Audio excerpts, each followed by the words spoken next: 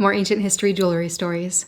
Last night's video about the wreck of the Titanic got me thinking about some of my other favorite shipwrecks. I was kind of into shipwrecks as a little kid, and I grew up in South Florida, so the first one that came to mind, which dovetails very neatly with our Emerald Birthstone series, is the wreck of the Atocha.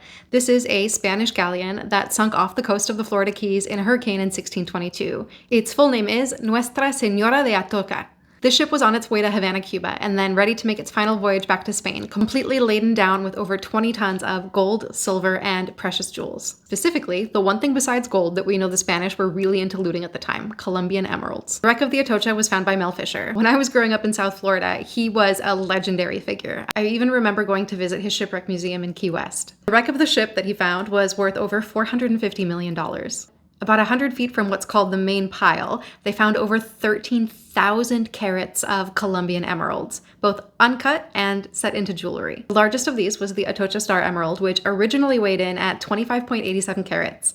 Mel Fisher decided that he was going to gift this particular emerald to his wife Dio, and flouting all convention when it comes to altering important historical artifacts, had the emerald cut down to just under 13 carats. A bizarre decision was then made to set it into an 18-pound solid gold eagle, which is both hideous and was stolen in 2016. Which, of course it was. Look at this thing. As of today, it is still missing. The last known find from the wreck of the Atocha was made in 2011.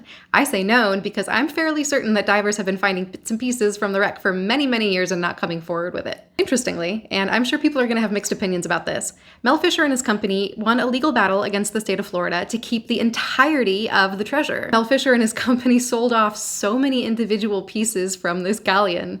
There's even a line of jewelry being made incorporating tiny, tiny amounts of gold coins found at the shipwreck. I can't really judge. My husband owns a silver coin from the galleon that was gifted to his grandfather by Mel Fisher himself. I do wish it were a gold one. But this wreck is a really interesting visual representation of the trade that was happening between ports in the Americas and Spain. Materials were being stolen and plundered from various indigenous groups in the Americas and being sent back to Spain. I think it's very interesting that there is a wealth of finished jewelry in this galleon, because that says to me that the jewelry would have been made in the Americas for export back to Spain. It also implies that European craftspeople were being brought to the Americas specifically to turn these raw materials into finished goods before they were being transported. Morality of this wreck being kept by private entity aside, it's a stark illustration of how many resources were being plundered from these newly discovered lands.